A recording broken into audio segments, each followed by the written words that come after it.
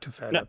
now, Don, what's your experience with trying to split the organizations where you have the inbound SDRs under marketing, the outbound BDRs, I'm paying attention, the outbound BDRs under sales, or they can kind of roll up under this, I don't know, maybe like under a universal RevOps umbrella.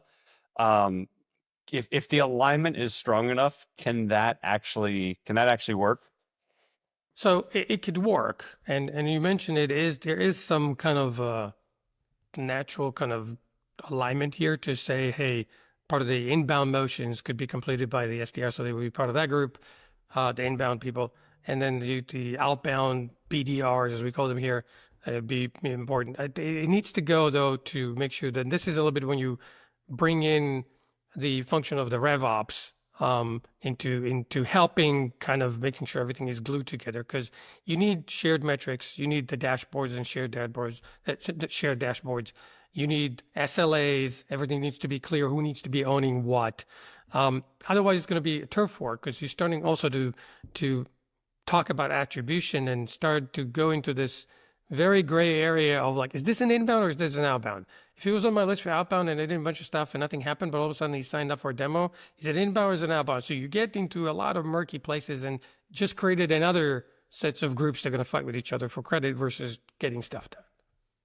I suppose it also depends on the stage of the company too. If you're a small company and you can only afford two SDRs or BDRs, you're probably going to have them do, just like any startup, you're going to have them do everything.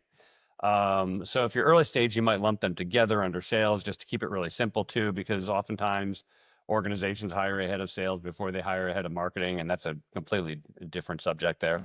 But I do think that as you scale up, that structure becomes so much more important, and having those two teams delineated, may make some more sense.